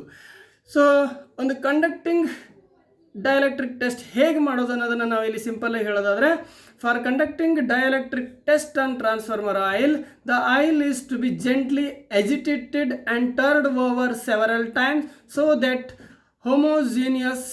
homogeneous distribution of the impurities contained in the oil is spread all over. ನೋಡಿ ಇಲ್ಲಿ ಸಾಮಾನ್ಯವಾಗಿ ಶೇಕ್ ವೆಲ್ ಬಿಫೋರ್ ಯೂಸ್ ಅಂತ ಹೇಳ್ತೀವಲ್ಲ, ಹಾಗೆ ಶೇಕ್ ವೆಲ್ ಬಿಫೋರ್ ಯೂಸ್ ಅಂದರೆ ಅದನ್ನು ನಾನು ತುಂಬ ಈ ರೀತಿ ಒಂದು ಶಾಂಪಲ್ ಆಯಿಲನ್ನು ತೊಗೊಂಡು ಚೆನ್ನಾಗಿ ಅದನ್ನು ಏನು ಮಾಡಬೇಕಾಗುತ್ತೆ ಅಂದರೆ ಮಿಕ್ಸಪ್ ಮಾಡಬೇಕಾಗತ್ತೆ. ಹಾಗೆ ಮಾಡೋದ್ರಿಂದ ಏನಾಗುತ್ತೆ ಅಂತೇಳಿ, ಈಗ ನೋಡಿ ನಾವು ಒಂದು ಔಷಧಿ ಬಾಟಲ್ ಇತ್ತು ಅಂದರೆ ತುಂಬ ದಿನ ಯೂಸ್ ಮಾಡೋದಿಲ್ಲ ಅಂದರೆ ಸಮ್ ಕಂಟೆಂಟ್ಸ್, ಆ ಮೆಡಿಸಿನ್ ಕಂಟೆಂಟ್ಸ್ ಆ ಬಾಟಲ್ ತಳಭಾಗದಲ್ಲಿ ಹೋಗಿ ಕೂತಿರ್ತವೆ, ಮೇಲ್ಭಾಗದಲ್ಲಿ ಕೆಲವು ಕಂಟೆಂಟ್ಗಳಿರ್ತವೆ. ನಾನು ಅದನ್ನು ಶೇಕ್ ಮಾಡದೆ ಅದನ್ನು ಔಷಧಿ ನಾನು ಬಳಸಿದ್ರೆ ಏನಾಗುತ್ತೆ, ನನಗದು ಅಷ್ಟಾಗಿ ವರ್ತ್ಫುಲ್ ಆಗೋದಿಲ್ಲ. ಹಾಗೆಯೇ ಇಲ್ಲಿ ಟೆಸ್ಟ್ ಆಯಿಲನ್ನು ತೊಗೊಂಡಿರ್ತೇವಲ್ಲ, ಶಾಂಪಲ್ ಟೆಸ್ಟಿಂಗ್ ಆಯಿಲನ್ನು, ಅದನ್ನು ಚೆನ್ನಾಗಿ ಮಿಕ್ಸಪ್ ಮಾಡಬೇಕು. ಅಂದರೆ ಅದರಲ್ಲಿರ್ತಕ್ಕಂಥ ಮಾಯಿಶ್ಚರ್, ಡಸ್ಟು ಆ ಟ್ಯಾಂಕ್ನಿಂದ ತೊಗೊಳ್ಬೇಕಾದ್ರೆ ಇಡೀ ಆ ಟ್ಯಾಂಕಲ್ಲಿರ್ತಕ್ಕಂಥ ಆಯಿಲನ್ನು ಚೆನ್ನಾಗಿ ಮಿಕ್ಸಪ್ ಮಾಡಬೇಕು. ಅದನ್ನು ಚೆನ್ನಾಗಿ ಮಿಕ್ಸಪ್ ಮಾಡಿ ಶೇಕಿಂಗ್ ಮಾಡಿ ಅದರಿಂದ ಒಂದು 300 to 500 ml ಅಷ್ಟು ಸ್ಯಾಂಪಲ್ ಆಯಿಲನ್ನು ನಾವು ತೊಗೋಬೇಕಾಗತ್ತೆ. ಸೊ ತೊಗೊಂಡಾದಮೇಲೆ immediately after this the oil is poured down into the test cell slowly in order to avoid air bubbles ಅಂತ ಹೇಳ್ತೀವಿ. ಅಂದರೆ ಏನು ಆ ರೀತಿ ಮಿಕ್ಸ್ ಮಾಡಿ ತೊಗೊಂಡಿರ್ತಕ್ಕಂಥ ಒಂದು ಸ್ಯಾಂಪಲ್ ಆಯಿಲ್ ಇದೆ, ಏನು ಟ್ರಾನ್ಸ್ಫಾರ್ಮರ್ ಆಯಿಲ್ ತೊಗೊಂಡಿದ್ದೀವಿ, ಅದನ್ನು ಸಡನ್ನಾಗಿ ಮತ್ತೆ ತುಂಬ ಹೊತ್ತು ಮತ್ತೆ ಇಡಬಾರ್ದು. ಅದನ್ನು ಮತ್ತೆ ಹಾಗೆ ಇಟ್ಟರೆ ಅದು ಏನಾಗುತ್ತೆ, ಮತ್ತೆ ಅದರಲ್ಲಿ ಒಂದು ಕಡೆಗೆ ಪ್ಯೂರ್ ಇನ್ನೊಂದು ಕಡೆಗೆ ಇಂಪ್ಯೂರ್ ಈ ರೀತಿ ಆಗ್ಬಿಡ್ತದೆ. ಆ ಶೇಕ್ ಮಾಡಿದ ತಕ್ಷಣ ಏನು ಮಾಡ್ತೀವಿ, ಅದನ್ನು ಆ ಒಂದು ಟೆಸ್ಟಿಂಗ್ ಕಂಟೈನರ್ ಕಿಟ್ ಏನಿದೆ ಅದು ಅದರೊಳಗಡೆ ನಿಧಾನವಾಗಿ ಹಾಕಬೇಕು. ಜೋರಾಗಿ ಹಾಕಿದರೆ ಏನಾಗುತ್ತೆ, ಅಲ್ಲಿ ಬಬೆಲ್ಗಳು ಬರೋ ಸಾಧ್ಯತೆ ಇದೆ, ಏರ್ ಬಬೆಲ್ಸ್ಗಳು ಪ್ರೊಡಕ್ಷನ್ ಆಗ್ಬಿಡ್ತದೆ. ಹಾಗಾಗಬಾರ್ದು. ನೀಟಾಗಿ ನಿಧಾನವಾಗಿ ಹಾಕಿದರೆ ಅಲ್ಲಿ ಯಾವುದೇ ರೀತಿ ಬಬಲ್ ಕ್ರಿಯೇಷನ್ ಆಗದಂಗೆ ಅದು ನೀಟಾಗಿ ಕೂರ್ತದೆ. ಆ ಒಂದು ಕಂಟೈನರ್ಲಿ ಹಾಕಬೇಕು. The operation is carried out in a dry place free from dust. ಅಲ್ಲಿ ನೀವೇನು ಈ ಟ್ರಾನ್ಸ್ಫಾರ್ಮರ್ ಆಯಿಲನ್ನು ಟೆಸ್ಟ್ ಮಾಡ್ತೀರಿ ಆ ಜಾಗದಲ್ಲಿ ಯಾವುದೇ ಥರದ ಡಸ್ಟು ಇರಬಾರ್ದು. ಒಳ್ಳೆ ಪ್ಲೇಸ್, ಕ್ಲೀನ್ ಪ್ಲೇಸಲ್ಲಿ ಇರಬೇಕು. The oil temperature at the time of test shall be same as that of the ambient. So ಒಂದು ಆಂಬಿಯಂಟ್ ಟೆಂಪ್ರೇಚರ್, ಏನೊಂದು ನಾರ್ಮಲ್ ಟೆಂಪ್ರೇಚರ್ ಅಂತ ಹೇಳ್ತೀವಿ, ಆ ರೀತಿ ಎಲ್ಲೋ ಒಂದು ಕಡೆಗೆ ನಾನು ಹೈ ಟೆಂಪ್ರೇಚರ್ ಇರೋ ಜಾಗದಲ್ಲಿ ಆರ್ದರಲ್ಲೂ ಕೂಡ ಅದನ್ನು ಟೆಸ್ಟಿಂಗಿಗೆ ಒಳಪಡಿಸಬಾರ್ದು ಅಂತ ಹೇಳ್ತೀವಿ. ಸೊ ಈ ರೀತಿಯಾಗಿರ್ತಕ್ಕಂಥ ಒಂದು ಪ್ಲೇಸಲ್ಲಿ ಅದನ್ನು ಟೆಸ್ಟಿಂಗಿಗೆ ಒಳಪಡಿಸಿ after fulfilling the above conditions. ಏನು ಈಗ ನಾವು ಹೇಳ್ತೀವಿ, ಆ ಟ್ರಾನ್ಸ್ಫಾರ್ಮರ್ ಆಯಿಲನ್ನು ಹೇಗೆ, ಸ್ಯಾಂಪಲ್ ಆಯಿಲನ್ನು ಹೇಗೆ ತೊಗೋಬೇಕು, ಅದನ್ನು ಹೇಗೆ ಆ ಸೆಲ್ ಕಂಟೈನರಲ್ಲಿ ಅದನ್ನು ಫಿಲ್ ಮಾಡಬೇಕು, ಹಾಗೆ ಅಲ್ಲಿರ್ತಕ್ಕಂಥ ವೆದರ್ ಹೇಗಿರಬೇಕು, ಆಮೇಲೆ ಡಸ್ಟ್ ಫ್ರೀ ಪ್ಲೇಸ್ ಇರಬೇಕು, ಇದೆಲ್ಲ ಹೇಳಿದ್ವಿ. ಇವೆಲ್ಲವೂ ಫಿಲ್ ಆದಮೇಲೆ above conditions the cover of the cell is placed in position. ಹೇಗೆ ಅಂತ ಹೇಳಿದ್ರೆ, ಆ ಸೆಲ್ ಇಷ್ಟೊತ್ತವರೆಗೆ ನಾವೇನು ಮಾಡಿರ್ತೀವಿ ಅಂದರೆ, ಆ ಸೆಲ್ ಇದೆಯಲ್ಲ, ಯಾವ ಭಾಗ ಅಂದರೆ ಇಲ್ಲಿದೆ ನೋಡಿ, ಈ ಭಾಗ ಏನಿದೆ ಅಲ್ಲ ಇದಿಷ್ಟು, ಅಂದರೆ ಈ ಎಲೆಕ್ಟ್ರೋಡ್ ಇದೆ, ಅದರೊಳಗಡೆ ಆ ಟೆಸ್ಟಿಂಗ್ ಕಿಟ್ಟಲ್ಲೇ ಫಿಕ್ಸಡ್ ಅದು ತೆಗೆಯೋದಕ್ಕೆ ಬರೋದಲ್ಲ. ರಿಮೈನಿಂಗ್ ಏನಿದೆ ಈ ಗ್ಲಾಸ್ ಇದೆಲ್ಲ ಅದು ಕಾಣಿಸುತ್ತಲ್ಲ, ಇದನ್ನು ಹೊರಗೆ ತೆಗಿಲಿಕ್ಕೆ ಬರ್ತದೆ. ಇದನ್ನು ಹೊರಗೆ ತೆಗೆದು ಅದರಲ್ಲಿ ಸ್ಯಾಂಪಲಿಂಗ್ ಆಯಿಲನ್ನು ಆ ರೀತಿ ನಾವೇನು ಹೇಳಿದ್ವಿ ಇಷ್ಟೊತ್ತವರೆಗೆ ಎಕ್ಸ್ಪ್ಲೇನ್ ಮಾಡಿದ್ವಿ ಆ ಥರ ಅದರೊಳಗಡೆಗೆ ಫಿಲ್ ಮಾಡಿ ನಂತರದಲ್ಲಿ ಏನು ಮಾಡಬೇಕಾಗತ್ತೆ, ಹೋಗಿ ಆ ಟೆಸ್ಟಿಂಗ್ ಕಿಟ್ಟಲ್ಲಿ ಅದನ್ನು ಪ್ರಾಪರಾಗಿ ನಾವು ಅದರಲ್ಲಿ ಸೆಟ್ ಮಾಡಬೇಕಾಗತ್ತೆ. The cell is placed in the test unit and power is switched on. ಆಮೇಲೆ ನಾವು ಅದನ್ನು ಕ್ಲೋಸ್ ಮಾಡಿ, ಅಲ್ಲಿ ಒಂದು ಗ್ಲಾಸ್ ಡೋರ್ ಇರ್ತದೆ, ಆ ಗ್ಲಾಸ್ ಡೋರನ್ನು ಪರ್ಫೆಕ್ಟಾಗಿ ಕ್ಲೋಸ್ ಮಾಡಿದ ಮೇಲೆ ಸ್ವಿಚ್ ಆನ್ ಮಾಡಬೇಕು. The A C voltage across the electrode off frequency 40 to 60 Hz is increased uniformly at the rate of 2 kilovolt RMS starting from 0 up to the value of producing breakdown. So ಈಗ ನಾವೇನು ಮಾಡಬೇಕು, ಈಗ ನಾವು ಅದೆಲ್ಲ close ಮಾಡಿದೆ, switch on ಮಾಡಿದೆ, ಈಗ ಒಂದು ಎ ಸಿ ವೋಲ್ಟೇಜನ್ನು ತೊಗೊಂಡಿದ್ದೀವಿ, ಒಂದು ರೇಟೆಡ್ 230 to 40 ವೋಲ್ಟೇಜು, ಅಲ್ಲಿ 40 to 60 Hz ಇರ್ತಕ್ಕಂಥದ್ದು ಸಪ್ಲೈ ಅದು. ಅಲ್ಲಿ ನಾನೇನು ಮಾಡ್ತೀನಿ, 0ದಿಂದ ವೋಲ್ಟೇಜನ್ನು ಇನ್ಕ್ರೀಸ್ ಮಾಡೋದಕ್ಕೆ ಸ್ಟಾರ್ಟ್ ಮಾಡ್ತೀನಿ. ಹೇಗೆ ಅಂತ ಹೇಳಿದ್ರೆ, ಅದು ಸ್ಟೆಪ್ 2 ಕಿಲೋವ್ಯಾಟ್ನಷ್ಟು ಸ್ಟೆಪ್ ಅಪ್ ಆಗ್ತಾ ಹೋಗಬೇಕು. ಸೊ ಅಲ್ಲಿ ಒಂದು ಪರ್ಟಿಕ್ಯುಲರ್ ಬ್ರೇಕ್ ಡೌನ್ ವೋಲ್ಟೇಜ್ ಬರೋವರೆಗೂ ನಾನು ಅದನ್ನು ಹಾಗೆಯೇ ಮುಂದುವರಿಸ್ತಾ ಇರ್ತೀನಿ. The breakdown voltage is the voltage reached during the test at the time the first spark occurs between electrodes. ಯಾವಾಗ ನಾನು ಹೀಗೆ ಏರಿಸ್ತಾ ಹೊರಡ್ತೀನಿ, ಅವಾಗೇನಾಗುತ್ತೆ, ನನ್ನ 11 kV ಟ್ರಾನ್ಸ್ಫಾರ್ಮರ್ ಆಯಿಲ್ಗೆ ಯಾವುದೋ ಒಂದು ಬ್ರೇಕ್ ಡೌನ್ ವೋಲ್ಟೇಜ್ ಇದೆ ಅಲ್ಲಿ. ಸೊ ಅಂಥ ಒಂದು ಸರ್ಟೇನ್ ಬ್ರೇಕ್ ಡೌನ್ ವೋಲ್ಟೇಜ್ ಹೋಗೋ ಅಷ್ಟೊತ್ತಿಗೆ ಅದು ಏನಾಗುತ್ತೆ, ಬ್ರೇಕ್ ಅಂದರೆ ಅಲ್ಲೊಂದು ಸ್ಪಾರ್ಕ್ ಬರುತ್ತೆ. ಎಲ್ಲಿ ಬರುತ್ತೆ ಅಂತ ಹೇಳಿದ್ರೆ, ಈಗೇನು 2.5 mm ಅಪಾರ್ಟಲ್ಲಿ 2.5 mm ಅಪಾರ್ಟಲ್ಲಿ ಅಂದರೆ ಇಲ್ಲಿ ಈ ಭಾಗದಲ್ಲಿ ಏನು ಇಲ್ಲಿ ನಾವು ಎಲೆಕ್ಟ್ರೋಡ್ಗಳು ಇದ್ದಾವೆ, ಈ ಭಾಗದಲ್ಲಿ ಒಂದು ಸ್ಪಾರ್ಕ್ ಬರ್ತದೆ. ಎಲ್ಲಿ? ಈ ಭಾಗದಲ್ಲಿ. ಅದನ್ನು ನಾವು ನೇರವಾಗಿ ಕಿಟ್ಟಲ್ಲಿ ನೋಡೋದಾದರೆ, ಸೊ ಈ ಎರಡು ಎಲೆಕ್ಟ್ರೋಡ್ ಕಿಟ್ಗಳ ಮಧ್ಯೆ ಒಂದು ಸ್ಪಾರ್ಕ್ ಬರುತ್ತೆ. ಯಾವಾಗ ಆ ಫಸ್ಟ್ ಸ್ಪಾರ್ಕ್ನ ನಾವು ಕನ್ಸಿಡರ್ ಮಾಡ್ತೀವಿ. ಏನು ನಾನು ಹೀಗೆ ರೈಸ್ ಮಾಡ್ತಾ ಹೋಗ್ತಿರ್ತಿದ್ದೆ ನನ್ನ ವೋಲ್ಟೇಜನ್ನು, ಅಂಥ ಟೈಮಲ್ಲಿ ಏನಾಗುತ್ತೆ, ಅಲ್ಲಿ ಒಂದು ಸ್ಪಾರ್ಕ್ ಪ್ರೊಡ್ಯೂಸ್ ಆಗ್ತದೆ ನನಗೆ. ಆ ಒಂದು ಸ್ಪಾರ್ಕಲ್ಲಿ ಬಂದ ತಕ್ಷಣ ನಾನೇನು ಮಾಡಬೇಕಾಗತ್ತೆ,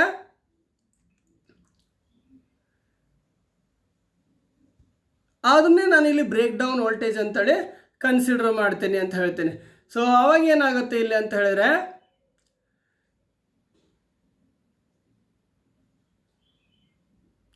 ಇಲ್ಲಿ ಒಂದು ಸ್ಪಾರ್ಕ್ ಬರುತ್ತೆ. ಅದನ್ನು ನಾನು ಇಲ್ಲಿ ಏನು ಮಾಡ್ತೀನಿ, ಇದು ಒಂದು ಬ್ರೇಕ್ ಡೌನ್ ವೋಲ್ಟೇಜ್. ಏನು ಸ್ಪಾರ್ಕ್ ಬಂತು ಅಲ್ಲಿಗೆ ಅದನ್ನು ಸ್ಟಾಪ್ ಮಾಡ್ತೀನಿ. ಅದರ ಅರ್ಥ ಅದೇ ಅದರ ಬ್ರೇಕ್ ಡೌನ್ ವೋಲ್ಟೇಜ್. ಅಲ್ಲಿ ನಾನು ನೋಡಬೇಕು, the circuit is opened automatically if on arc is established between electrodes. ಆ ಎಲೆಕ್ಟ್ರೋಡ್ಗಳ ಮಧ್ಯೆ ಯಾವಾಗ ಒಂದು ಸ್ಪಾರ್ಕ್ ಬಂತು, ಆ ಕ್ಷಣಕ್ಕೆ ಅದು ಸರ್ಕಿಟ್ ಆಟೋಮೆಟಿಕಲಿ ಓಪನ್ ಆಗಿಬಿಡುತ್ತೆ. The breakdown voltage is recorded and the reading is interrupted according to the standard rating. So ನಾನು ಆ ಒಂದು ಟ್ರಾನ್ಸ್ಫಾರ್ಮರ್ ಆಯಿಲ್ ಎಷ್ಟು ಬ್ರೇಕ್ ಡೌನ್ ವೋಲ್ಟೇಜ್ ಇರಬೇಕು ಅಂತ ಇದೆಯೋ, ಆ ಒಂದು ರೇಟಿಂಗ್ಸಿಗೆ ಅದು ಆ ವರ್ಕ್ ಆಯಿತಾ, ಆ ಬ್ರೇಕ್ ಡೌನ್ ವೋಲ್ಟೇಜು ನನಗೆ ಸರಿ ಇದೆಯಾ ಇಲ್ಲ ಅನ್ನೋದನ್ನು ನಾನು ತಿಳ್ಕೊಬೇಕಾಗತ್ತೆ. ಸೊ ಅಂಥ ಬ್ರೇಕ್ ಡೌನ್ ವೋಲ್ಟೇಜಸನ್ನು ನಾವಿಲ್ಲಿ ಸ್ಟ್ಯಾಂಡರ್ಡ್ ಆಗಿ ತೊಗೊಳ್ಳೋದಾದರೆ, ನ್ಯೂ ಅನ್ಫಿಲ್ಟರ್ಡ್ ಟ್ರಾನ್ಸ್ಫಾರ್ಮರ್ ಆಯಿಲ್ ಬಂದುಬಿಟ್ಟು ಎಷ್ಟಿದೆ, ಇಲ್ಲಿ 30 kV ಇದೆ. ಸೊ ಆದರೂ ಒಂದು ಬ್ರೇಕ್ ಡೌನ್ ವೋಲ್ಟೇಜ್ ಎಷ್ಟಿರ್ತದೆ, ಅನ್ಫಿಲ್ಟರ್ಡ್ ನ್ಯೂ ಟ್ರಾನ್ಸ್ಫಾರ್ಮರ್ ಆಯಿಲ್ದು 30 kV ಇರ್ತದೆ. ಹಾಗೆ ಆಫ್ಟರ್ ಫಿಲ್ಟ್ರೇಷನ್ ಟ್ರಾನ್ಸ್ಫಾರ್ಮರ್ ಆಯಿಲ್ ಎಷ್ಟಿರ್ತದೆ ಅಂತ ಹೇಳಿದ್ರೆ 50 kV ಇರ್ತದೆ ಅಂತ ಹೇಳ್ತೀವಿ. ಅಂದರೆ ಒಂದು ವೇಳೆ ನಾನು ಇನ್ನೂ ಅನ್ಫಿಲ್ಟರ್ನ ಆಯಿಲ್ನ ತೊಗೊಂಡು ಟೆಸ್ಟಿಂಗ್ ಹಾಕಿದ್ದೀನಿ ಅಂದರೆ ಕೊನೆ ಪಕ್ಷ ಅದ್ರ 30 kV ಅದ್ರ ಬ್ರೇಕ್ ಡೌನ್ ವೋಲ್ಟೇಜ್ ಸ್ಟ್ಯಾಂಡಿಂಗ್ ಇರಬೇಕು. ಅದೇ ಫಿಲ್ಟ್ರೇಷನ್ ಆಗಿರ್ತಕ್ಕಂಥ ಆಯಿಲ್ ತೊಗೊಂಡ್ರೆ ಅದು 50 kV ನನಗೆ ಅದರದ್ದು ಬ್ರೇಕ್ ಡೌನ್ ವೋಲ್ಟೇಜ್ದು ಸ್ಟ್ರೆಂತ್ ಅಂಡ್ ಸ್ಟ್ಯಾಂಡರ್ಡ್ ಇರಬೇಕು, ಸ್ಟ್ಯಾಂಡಿಂಗ್ ಕೆಪಾಸಿಟಿ ಇರಬೇಕು ಅಂತ. So it is recommended to filter the transformer oil if the breakdown voltage does not attain 30 kV. So ಒಂದು ವೇಳೆ ನನಗೇನಾದರೂ ನನ್ನ ರೇಟೆಡ್ ವೋಲ್ಟೇಜ್ವರೆಗೂ ಬ್ರೇಕ್ ಡೌನ್ ಸ್ಟ್ಯಾಂಡ್ ಆಗಲಿಲ್ಲ ಅಂತ ಹೇಳಿದ್ರೆ, ಅದರ ಅರ್ಥ ನಾನೇನು ಮಾಡಬೇಕಾಗತ್ತೆ, ಆ ಟ್ರಾನ್ಸ್ಫಾರ್ಮರ್ ಆಯಿಲನ್ನು ಫಿಲ್ಟ್ರೇಷನ್ ಮಾಡಬೇಕಾಗತ್ತೆ ಅಂತ ಅರ್ಥ ಕೊಡ್ತದೆ. The test shall be carried out 6 times on the same cell filling. The electric strength shall be the arithmetic mean of the 6 results which have been obtained. So ಒಂದೇ ಸರಿಗೆ ಟೆಸ್ಟ್ ಮಾಡುವಾಗಿಲ್ಲ, ಇದನ್ನು ಆ same cell ಏನಿದೆ ಅದೇ ಆಯಿಲನ್ನು ನಾವು 6 times ನಾವು ಈ ರೀತಿ ಅದನ್ನು ಟೆಸ್ಟನ್ನು ಒಳಪಡಿಸ್ತೀವಿ. ಈ 6 ಸಮಯದಲ್ಲಿ ಒಳಪಡಿಸಿದಾಗ ಅದರಲ್ಲಿ ಬಂದಿರತಕ್ಕಂಥ ಏನು ಯಾವ್ಯಾವ ಸಂದರ್ಭದಲ್ಲಿ ಎಷ್ಟೆಷ್ಟು ವೋಲ್ಟೇಜಿಗೆ ಅದು ಬ್ರೇಕ್ ಡೌನ್ ಆಯಿತು ಅನ್ನೋದನ್ನು ನೋಡ್ತೀವಿ. 6 ವೋಲ್ಟೇಜ್ಗಳನ್ನ ತೊಗೊಂಡು ಡಿವೈಡೆಡ್ ಬೈ 6 ಮಾಡಿದಾಗ ಅಲ್ಲೊಂದು ಪರ್ಟಿಕ್ಯುಲರ್ ವ್ಯಾಲ್ಯೂ ಏನು ಬರ್ತದೆ, ಅದನ್ನು ನಾನಿಲ್ಲಿ ಬ್ರೇಕ್ ಡೌನ್ ವೋಲ್ಟೇಜ್ ಅಂತ ಕನ್ಸಿಡರ್ ಮಾಡಬೇಕಾಗತ್ತೆ. ಒಂದೇ ಸರಿಗೆ ನಾನು ಅದನ್ನು ಬಿಡೋದಿಲ್ಲ.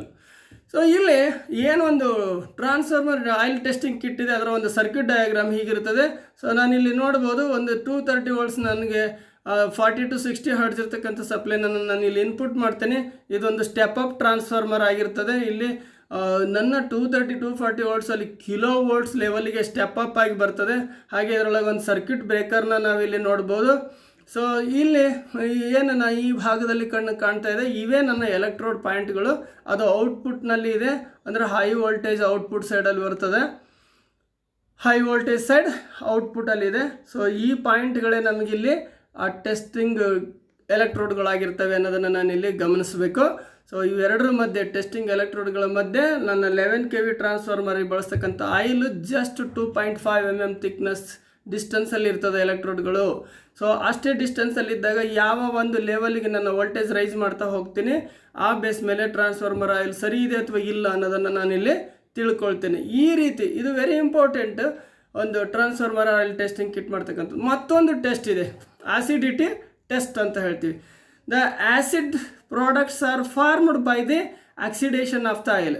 ಇಲ್ಲಿ ಈ ಆಕ್ಸಿಡೇಷನ್ ಆಫ್ ಆಯಿಲ್ನಿಂದ ಏನಾಗುತ್ತೆ, ಒಂದು ಆ್ಯಸಿಡ್ ಪ್ರಾಡಕ್ಟ್ಸ್ ಅಂದರೆ ಆಮ್ಲೀಯ ಉತ್ಪನ್ನಗಳು ಅದರಲ್ಲಿ ಆಯಿಲಲ್ಲಿ ಫಾರ್ಮ್ ಆಗೋಕ್ಕೆ ಸ್ಟಾರ್ಟ್ ಆಗುತ್ತೆ ಒಳಗಡೆಗೆ. ಈ ಆಯಿಲ್ನ ಉತ್ಕರ್ಷಣೆಯಿಂದ ಆಗ್ತಕ್ಕಂಥ ಈ ಆಮ್ಲೀಯತೆಯ ಪ್ರಾಡಕ್ಟ್ಗಳು ಅದು. ಸೊ ಅವು ಏನು ಮಾಡ್ತದೆ ಅಂತ ಹೇಳಿದ್ರೆ, this oxidation will deteriorate the insulating materials like insulating paper and press boards used in transformer windings. ಏನು ಟ್ರಾನ್ಸ್ಫಾರ್ಮರ್ ವೈಂಡಿಂಗ್ ಸಂದರ್ಭದಲ್ಲಿ ಇನ್ಸುಲೇಟಿಂಗ್ ಪೇಪರ್ಸ್ಗಳನ್ನು ಅಥವಾ ಪ್ರೆಸ್ ಬೋರ್ಡ್ಸ್ಗಳನ್ನು, ಹೀಗೆ ಇನ್ಸುಲೇಟಿಂಗ್ ಮೆಟೀರಿಯಲ್ಗಳನ್ನು ಏನು ಇನ್ಸೈಡಲ್ಲಿ ವೈಂಡಿಂಗಲ್ಲಿ ಬಳಕೆ ಮಾಡಲಾಗಿರ್ತದೆ ಅಂಥ ಇನ್ಸುಲೇಟಿಂಗ್ ಮೆಟೀರಿಯಲ್ಗಳನ್ನು ಈ ಆ್ಯಸಿಡ್ ಏನಿದೆ, ಆಮ್ಲೀಯತೆ ಅನ್ನೋದೇನಿದೆ ಅದನ್ನು ಹಾಳು ಮಾಡ್ತಾ ಇರ್ತದೆ. ಆ ಇನ್ಸುಲೇಟಿಂಗ್ ಪೇಪರ್ಸ್ ಅದೆಲ್ಲ ಮೆಟೀರಿಯಲ್ಸ್ಗಳನ್ನು ಹಾಳು ಮಾಡ್ತಾ ಇರ್ತದೆ. It is therefore essential to detect the monitor the acidity formation. So ಆ ಒಂದು ಇನ್ಸುಲೇಟಿಂಗ್ ಮೆಟೀರಿಯಲ್ ಹಾಳಾಗಬಾರ್ದು ಟ್ರಾನ್ಸ್ಫಾರ್ಮರ್ ವೈಂಡಿಂಗಲ್ಲಿ ಇರ್ತಕ್ಕಂಥದ್ದು ಅನ್ನೋದಾದರೆ ನಾವು ಆವಾಗ ಈ ಟ್ರಾನ್ಸ್ಫಾರ್ಮರ್ನ ಆಯಿಲ್ನ ಆಸಿಡಿಟಿ ಟೆಸ್ಟನ್ನು ಕೂಡ ಒಳಪಡಿಸ್ಬೇಕಾಗತ್ತೆ, ಟೆಸ್ಟ್ ಮಾಡ್ತಾ ಇರಬೇಕಾಗತ್ತೆ. ಸೊ ಆ ಒಂದು ಟೆಸ್ಟನ್ನು ಮಾಡೋದ್ರಿಂದ to conduct this test portable test kit is available consisting of. ನೋಡಿ, ನಮಗೆ ಈ ಆಸಿಡಿಟಿ ಟೆಸ್ಟನ್ನು ಮಾಡೋದಕ್ಕೆ ಅಂತಲೇ ಒಂದು ಆಸಿಡಿಟಿ ಟೆಸ್ಟಿಂಗ್ ಕಿಟ್ ಇದೆ. ಇಲ್ಲಿ ಕಂಡಿದ್ರಿ ನಮಗೆ ಕಾಣಿಸ್ತಾ ಇದೆ. ಈ ಟೆಸ್ಟಿಂಗ್ ಕಿಟ್ ಬಾಕ್ಸ್ ಇಷ್ಟಿದು.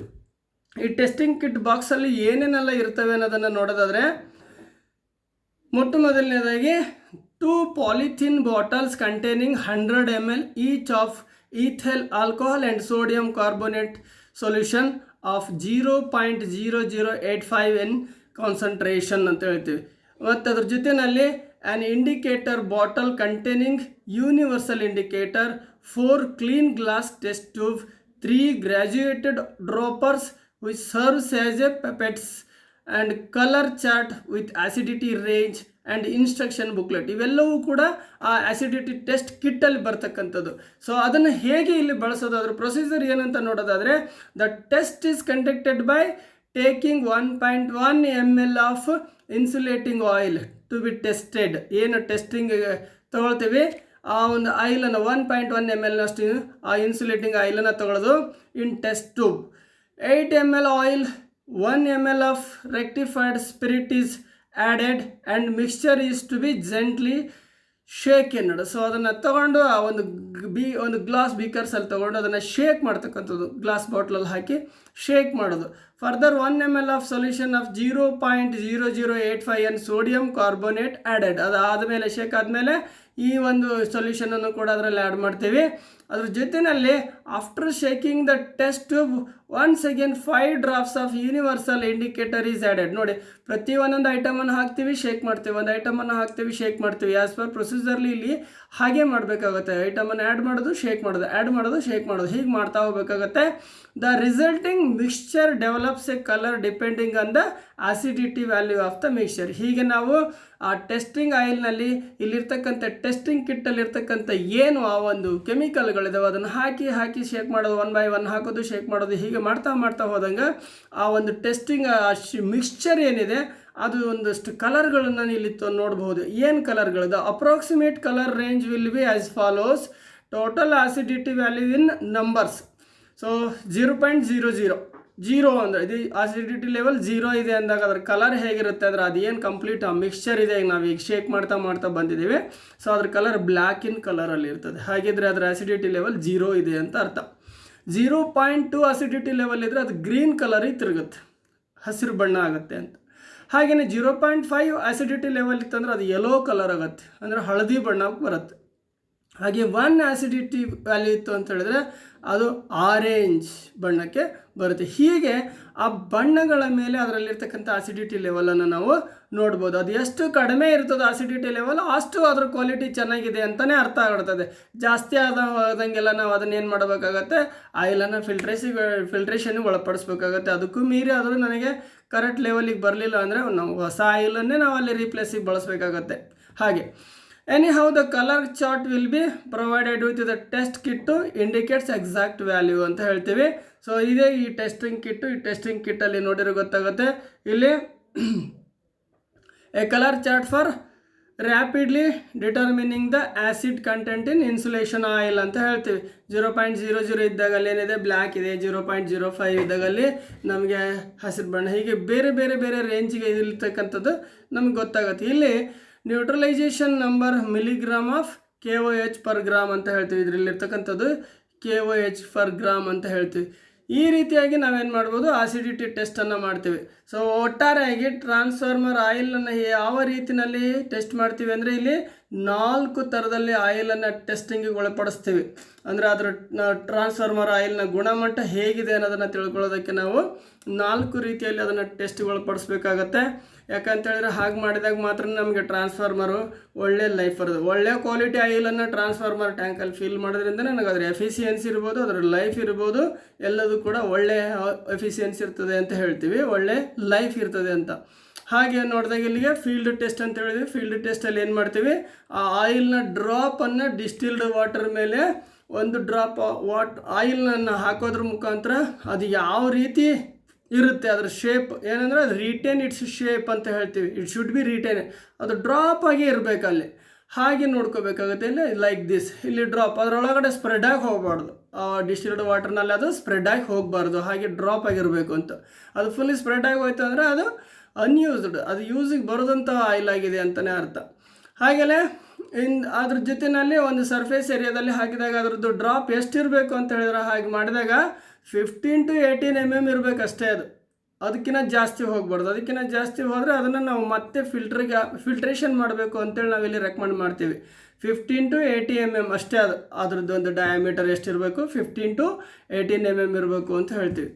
ಎರಡನೇದು ಕ್ರ್ಯಾಕಲ್ ಟೆಸ್ಟ್. ಕ್ರ್ಯಾಕಲ್ ಟೆಸ್ಟ್ ಅಂದರೆ ಒಂದು ಸ್ಯಾಂಪಲ್ ಆಯಿಲನ್ನು ತೊಗೊಂಡು ನಾವು ಒಂದು ಯಾವ ರೀತಿ, ಈ ರೀತಿ ಒಂದು ಸೈಡಲ್ಲಿ ಕ್ಲೋಸ್ ಇರ್ತಕ್ಕಂಥ ಒಂದು ಗ್ಲಾಸ್ ಟ್ಯೂಬ್ ತೊಗೊಂಡು, ಇನ್ನೊಂದು ಸೈಡ್ ಓಪನ್ ಇದೆ, ಆ ಗ್ಲಾಸ್ ಟ್ಯೂಬಲ್ಲಿ ಆ ಸ್ಯಾಂಪಲ್ ಟೆಸ್ಟಿಂಗ್ ಆಯಿಲ್ ತೊಗೊಂಡು ಕಾಯಿಸ್ತಾ ಇದೆ. ಕೆಂಪಾಗೋವರೆಗೆ ಕಾಯಿಸ್ಬೇಕು. ಈ ಸಂದರ್ಭದಲ್ಲಿ ಅದೇನಾದರೂ ತೇವಾಂಶ ಭರಿತವಾಗಿರ್ತಕ್ಕಂಥ ಆಯಿಲ್ ಆಗಿತ್ತಂದರೆ ಚಟ್ ಚಟ್ಟಕ್ಕಂತಕ್ಕಂಥ ಒಂದು ಕ್ರ್ಯಾಕಲ್ ಸೌಂಡ್ ಅದರಲ್ಲಿ ಬರ್ತದೆ. ಹಾಗೆ ಬಂದಿಂದ ಅದರೊಳಗಡೆಗೆ ಅದು ಶುದ್ಧವಾಗಿಲ್ಲ ಅಂತ ಅರ್ಥ. ಅಥವಾ ಒಳ್ಳೆ ಶುದ್ಧವಾಗಿತ್ತು, ಡ್ರೈ ಆಗಿತ್ತು ಅಂತ ಹೇಳಿದ್ರೆ ಏನೋ ಸುಮ್ಮನೆ ಸೈಲೆಂಟಾಗಿ ಅದು ಕಾಯ್ತಾ ಇರ್ತದೆ ಅಷ್ಟೇ. ಇನ್ನು ಡೈಎಲೆಕ್ಟ್ರಿಕ್ ಟೆಸ್ಟ್ ಅಂದರೆ ಇಲ್ಲಿ ಒಂದು ಟೆಸ್ಟಿಂಗ್ ಕಿಟ್ ಬರುತ್ತೆ. ಈ ಟೆಸ್ಟಿಂಗ್ ಕಿಟ್ಟನ್ನು ಬಳಸ್ತೀವಿ. ಆ ಟೆಸ್ಟಿಂಗ್ ಕಿಟ್ಟಲ್ಲಿ ಒಂದು 300 to 500 ml ಹಿಡಿಯತಕ್ಕಂಥ ಒಂದು ಗ್ಲಾಸ್ ಕಂಟೈನರ್ ಇದೆ. ಆ ಗ್ಲಾಸ್ ಕಂಟೈನರಲ್ಲಿ ಒಂದು ಶಾಂಪಲ್ ಆಯಿಲನ್ನು, ನಾವು ಮೊದಲೇ ಹೇಳಿದ್ವಿ ಶಾಂಪಲ್ ಆಯಿಲನ್ನು ತೊಗೋಬೇಕಾದ್ರೆ ಸಂಪೂರ್ಣವಾಗಿ ಅದನ್ನು ಚೆನ್ನಾಗಿ ಮಿಕ್ಸಪ್ ಮಾಡ್ಕೊಂಡು ಅದರಲ್ಲಿರ್ತಕ್ಕಂಥ ಇಂಪ್ಯೂರಿಟೀಸ್ಗಳು ಎಲ್ಲ ಕಡೆಗೆ ಸ್ಪ್ರೆಡ್ ಆಗೋ ರೀತಿಯಲ್ಲಿ ಅದನ್ನು ಚೆನ್ನಾಗಿ ಮಿಕ್ಸ್ ಮಾಡಿ ಆನಂತರ ಒಂದು ಸ್ಯಾಂಪಲ್ ಆಯಿಲನ್ನು ತೊಗೋಬೇಕು. ಅದನ್ನು ಕೂಡ ಜಾಸ್ತಿ ಟೈಮ್ ಹಾಗೆ ಇಡ್ದೇ ಇಮಿಡಿಯೇಟಾಗಿ ಗ್ಲಾಸ್ನ ಕಂಟೈನರಲ್ಲಿ ಹಾಕಿ ಯಾವುದೇ ರೀತಿ ಏರ್ ಬಬ್ಬಲ್ಗಳು ಬರದೇ ಇರೋ ರೀತಿಯಲ್ಲಿ ಕಂಟೈನರಲ್ಲಿ ಹಾಕಿ ಅದ ನಂತರ ಈ ಗ್ಲಾಸನ್ನು ಇದನ್ನ ಕ್ಲೋಸ್ ಮಾಡಿ, ಸೊ ನನ್ನಲ್ಲಿ 0ದಿಂದ ಅಪ್ ಟು ಮ್ಯಾಕ್ಸಿಮಮ್ 60 kV ಇದರಲ್ಲಿ ನಾವು ಸಪ್ಲೈನನ್ನು ಕೊಡಲಿಕ್ಕಿರ್ತದೆ. ಅದನ್ನು ನಾನು ಪ್ರತಿ ಹಂತಕ್ಕೂ ಒಂದು 2 kV ವೋಲ್ಟೇಜನ್ನು ಇನ್ಕ್ರೀಸ್ ಮಾಡ್ತಾ ಹೋಗ್ತೇನೆ. 0ದಿಂದ ಒಂದು ಸರ್ಟೇನ್ ಪಾಯಿಂಟಲ್ಲಿ ಹೋದಾಗ ಅದು ಏನಾಗುತ್ತೆ, ಬ್ರೇಕ್ ಡೌನ್ ಆಗುತ್ತೆ, ಆಟೋಮೆಟಿಕಲಿ ಸರ್ಕ್ಯೂಟ್ ಓಪನ್ ಆಗುತ್ತೆ. ಸೊ ಅದನ್ನು ನಾವು ಅಲ್ಲಿ ಯಾವಾಗ ಅದು ಸರ್ಕ್ಯೂಟ್ ಓಪನ್, ಅಲ್ಲಿ ಸ್ಪಾರ್ಕ್ ಬರುತ್ತೆ. ಮೊದಲನೇದು ಏನಾಗುತ್ತೆ, ಅವೆರಡು ಎಲೆಕ್ಟ್ರೋಡ್ ಮಧ್ಯೆ ಒಂದು ಸ್ಪಾರ್ಕ್ ಬರ್ತದೆ. 2.5 mm ಡಿಸ್ಟೆನ್ಸಲ್ಲಿದೆ, ಅಂದರೆ 11 kV ವೋಲ್ಟೇಜ್ ಕೆಪಾಸಿಟಿ ಟ್ರಾನ್ಸ್ಫಾರ್ಮರ್ ಆಯಿಲನ್ನು ಚೆಕ್ ಮಾಡೋದಕ್ಕೆ ನಾನು 2.5 mm ಡಿಸ್ಟೆನ್ಸಲ್ಲಿ ಎರಡು ಎಲೆಕ್ಟ್ರೋಡ್ಗಳನ್ನು ಪ್ಲೇಸ್ ಮಾಡ್ತೀನಿ. ಅದಕ್ಕಿಂತ ಜಾಸ್ತಿ ಇದ್ದರೆ 4 mm ಕೂಡ ಮಾಡ್ತೀವಿ. ಸೊ ಅಲ್ಲಿ ಒಂದು ಸ್ಪಾರ್ಕ್ ಬಂದಿದ್ದ ತಕ್ಷಣ ನಮ್ಗೆ ಗೊತ್ತಾಗುತ್ತೆ ಇದ್ರದ್ದು ಬ್ರೇಕ್ ಡೌನ್ ವೋಲ್ಟೇಜು ಇಲ್ಲಿಗಿದೆ ಅಂತ. ಅಷ್ಟೊತ್ತಿಗೆ ಅದು ಆಟೋಮೆಟಿಕಲಿ ಆ ಸರ್ಕ್ಯೂಟ್ ಕೂಡ ಏನಾಗುತ್ತೆ, ಆಟೋಮೆಟಿಕಲಿ ಓಪನ್ ಆಗುತ್ತೆ. ಆವಾಗ ಅಲ್ಲಿ ಏನು ರೆಕಾರ್ಡೆಡ್ ಇರ್ತೈತೆ ವೋಲ್ಟೇಜ್, ಅದನ್ನು ನಾನು ಅದರ ಬ್ರೇಕ್ ಡೌನ್ ವೋಲ್ಟೇಜ್ ಅಂತೇಳಿ ಕನ್ಸಿಡರ್ ಮಾಡಬೇಕಾಗತ್ತೆ. ಸೊ ಹಾಗೆ ನಾನು ಬ್ರೇಕ್ ಡೌನ್ ವೋಲ್ಟೇಜನ್ನು ಕನ್ಸಿಡರ್ ಮಾಡಿದಾಗ ಅಲ್ಲಿ ನಾನು 2 ಥರದ ವೋಲ್ಟೇಜ್ಗಳನ್ನು ನಾನು ಇಲ್ಲಿ ನೋಡ್ಬೋದು. ಒಂದು ಅನ್ಫಿಲ್ಟರ್ಡ್ ಟ್ರಾನ್ಸ್ಫಾರ್ಮರ್ ಆಯಿಲ್ ಬಂದು 30 kV ಅದರದ್ದು ಸ್ಟ್ಯಾಂಡ್ ಕೆಪಾಸಿಟಿ ಇರಬೇಕು. ವಿತ್ ಸ್ಟ್ಯಾಂಡ್ ಕೆಪಾಸಿಟಿ ಅಂದರೆ ಬ್ರೇಕ್ ಡೌನ್ ವೋಲ್ಟೇಜ್ 30 kV ಆಗಿರ್ತದೆ. ಫಿಲ್ಟ್ರೇಷನ್ ಟ್ರಾನ್ಸ್ಫಾರ್ಮರ್ ಆಯಿಲ್ ಇತ್ತಂದ್ರೆ 50 kV ಬ್ರೇಕ್ ಡೌನ್ ವೋಲ್ಟೇಜ್ ಇರಬೇಕು ಅಂತ ಹೇಳ್ತೀವಿ. ಒಂದು ವೇಳೆ ಅದಕ್ಕಿಂತ ಕಡಿಮೆ ಇದ್ದರೆ ಅದನ್ನು ಫಿಲ್ಟ್ರೇಷನ್ ಮಾಡಬೇಕಾಗತ್ತೆ ಅಥವಾ ಅದನ್ನು ಶುದ್ಧೀಕರಿಸಬೇಕಾಗತ್ತೆ. ಅದು ಆಗಿಲ್ಲ ಅಂದರೆ ಬೇರೆ ಆಯಿಲನ್ನು ನಾವಲ್ಲಿ ಬಳಸಬೇಕಾಗತ್ತೆ. ಹಾಗೆ ಒಂದು ಈ ಟ್ರಾನ್ಸ್ಫಾರ್ಮರ್ ಆಯಿಲ್ ಟೆಸ್ಟಿಂಗ್ ಕಿಟ್ನ ಸರ್ಕ್ಯೂಟ್ ಡಯಾಗ್ರಾಮನ್ನು ನೋಡಿದ್ವಿ. ಅಲ್ಲಿ ಒಂದು ಸ್ಟೆಪ್ ಅಪ್ ಟ್ರಾನ್ಸ್ಫಾರ್ಮರ್ನ ಬಳಸ್ಕೊಂಡು ನಾನು ಮಾಮೂಲಿ 230 V ಸಿಂಗಲ್ ಫೇಸ್ ವೋಲ್ಟೇಜನ್ನೇ ನಾನು up to 60 kV step up ಮಾಡಿ ಆ ಸ್ಟೆಪ್ ಅಪ್ ವೋಲ್ಟೇಜನ್ನು ಬಳಸ್ಕೊಂಡು ನಾನು ಅಲ್ಲಿ ಡೈಎಲೆಕ್ಟ್ರಿಕ್ ಟೆಸ್ಟನ್ನು ಮಾಡ್ತೀನಿ. ಅದರ ನೆಕ್ಸ್ಟ್ ಬಂದು ಆಸಿಡಿಟಿ ಟೆಸ್ಟ್. ಆಸಿಡಿಟಿ ಟೆಸ್ಟ್ ಅಂತ ಹೇಳಿದ್ರೆ ಏನಿಲ್ಲಿ ಉತ್ಕರ್ಷಣ ಟ್ರಾನ್ಸ್ಫಾರ್ಮರ್ನ ಆಗ್ತಕ್ಕಂಥ ಉತ್ಕರ್ಷಣ ಆಕ್ಸಿಡೇಷನ್ ಅಂತ ಏನು ಹೇಳ್ತೀವಿ, ಅದರ ಕಾರಣದಿಂದಾಗಿ ಕೆಲವೊಂದು ಆ್ಯಸಿಡ್ ಪ್ರಾಡಕ್ಟ್ಸ್ಗಳು ಅಂದರೆ ಆಮ್ಲೀಯ ಉತ್ಪನ್ನಗಳು ಉತ್ಪತ್ತಿ ಆಗ್ತದೆ. ಅಲ್ಲಿ ಆ ಆಮ್ಲೀಯ ಉತ್ಪನ್ನಗಳು ಏನು ಮಾಡ್ತವೆ ಅಂತ ಹೇಳಿದ್ರೆ ಆ ಟ್ರಾನ್ಸ್ಫಾರ್ಮರ್ನ ವೈಂಡಿಂಗಲ್ಲಿ ಏನು ನಾವು ಬಳಸಿದ್ದೀವಿ ಇನ್ಸುಲೇಟಿಂಗ್ ಮೆಟೀರಿಯಲ್ಸ್, ಇನ್ಸುಲೇಟಿವ್ ಪೇಪರ್ ಇರ್ಬೋದು ಅಥವಾ ಪ್ರೆಸ್ ಬೋರ್ಡ್ಸ್, ಈ ಥರದ್ದು ಏನು ಇನ್ಸುಲೇಟಿಂಗ್ ಮೆಟೀರಿಯಲ್ಗಳು ಅದನ್ನು ಹಾಳು ಮಾಡ್ತಕ್ಕಂಥ ಕೆಲಸ ಮಾಡ್ತದೆ. ಸೊ ಅದು ಆಗಬಾರ್ದು, ಅದಕ್ಕೋಸ್ಕರ ಆ್ಯಸಿಡಿಟಿ ಟೆಸ್ಟನ್ನು ನಾವು ಆವಾಗವಾಗ ಒಳಪಡಿಸ್ತೀವಿ. ಟ್ರಾನ್ಸ್ಫಾರ್ಮರ್ ಆಯಿಲ್ ಆ್ಯಸಿಡಿಟಿ ಟೆಸ್ಟನ್ನು ಕೂಡ ಮಾಡಬೇಕಾಗತ್ತೆ. ಅಂಥ ಒಂದು ಆ್ಯಸಿಡಿಟಿ ಟೆಸ್ಟನ್ನು ಪರೀಕ್ಷೆ ಮಾಡೋದಕ್ಕೆ ಅಂತೇಳಿ ನಮಗೊಂದು ಆ ಥರ ಆ್ಯಸಿಡಿಟಿ ಟೆಸ್ಟ್ ಕಿಟ್ ಅಂತ ಸಿಗುತ್ತೆ. ಅದ್ರ ಬೇಸ್ ಮೇಲೆ ನಾವು ಅದನ್ನು ಬಳಸ್ಕೊಂಡು ಈ ಆ್ಯಸಿಡಿಟಿ ಟೆಸ್ಟನ್ನು ಮಾಡ್ತೀವಿ. ಅಲ್ಲಿ ಬರ್ತಕ್ಕಂಥ ಕಲರ್ ಕೋಡ್ ಮೇಲೆ ನಾವು ಅದರಲ್ಲಿ ಎಷ್ಟು ಪ್ರಮಾಣದಲ್ಲಿ ಆ್ಯಸಿಡಿಟಿ ಇದೆ ಆಯಿಲಲ್ಲಿ ಅನ್ನೋದನ್ನು ನಾವು ತಿಳ್ಕೊಳ್ತೀವಿ.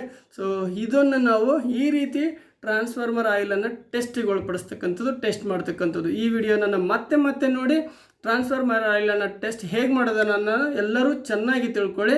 ಮುಂದಿನ ಕ್ಲಾಸಲ್ಲಿ ನಾನು ಟ್ರಾನ್ಸ್ಫಾರ್ಮರ್ ವೈಂಡಿಂಗ್ ಮಾಡೋದು ಅಂದರೆ ಒಂದು ಸ್ಮಾಲ್ ಟ್ರಾನ್ಸ್ಫಾರ್ಮರ್ನ ವೈಂಡಿಂಗ್ ಮಾಡೋದು ಹೇಗೆ ಅಂತ ಹೇಳ್ಕೊಡ್ತೀನಿ.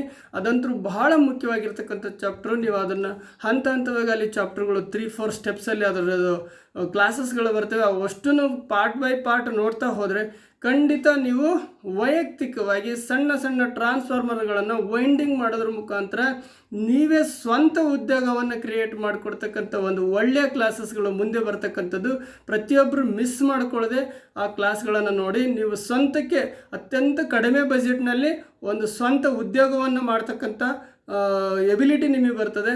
ಕೇವಲ 3 ಅಥವಾ 4 ಕ್ಲಾಸ್ನಲ್ಲಿ ನಾನು ನಿಮಗೆ ಅದನ್ನು ಈ ಟ್ರಾನ್ಸ್ಫಾರ್ಮರ್ ವೈಂಡಿಂಗನ್ನು ಸ್ಮಾಲ್ ಟ್ರಾನ್ಸ್ಫಾರ್ಮರ್ಗಳನ್ನು ಹೇಗೆ ವೈಂಡಿಂಗ್ ಮಾಡೋದು ಅನ್ನೋದನ್ನು ಕಲಿಸ್ಕೊಡ್ತೀನಿ. ಎಲ್ಲರೂ ಅಲ್ಲಿವರೆಗೂ ಇದ್ರ ಬಗ್ಗೆ ಈ ಹಿಂದಿನ ಕ್ಲಾಸ್ಗಳ ಬಗ್ಗೆ ಚೆನ್ನಾಗಿ ಕೇಳಿ ತಿಳ್ಕೊಳ್ಳಿ. ಮುಂದಿನ ಕ್ಲಾಸ್ಗಳನ್ನು ಸ್ಟೆಪ್ ಬೈ ಸ್ಟೆಪ್ ನೋಡೋದನ್ನು ಮರಿಬೇಡಿ. ಅಲ್ಲಿವರೆಗೂ ಎಲ್ಲರಿಗೂ ಧನ್ಯವಾದಗಳು. ಶುಭ ದಿನ.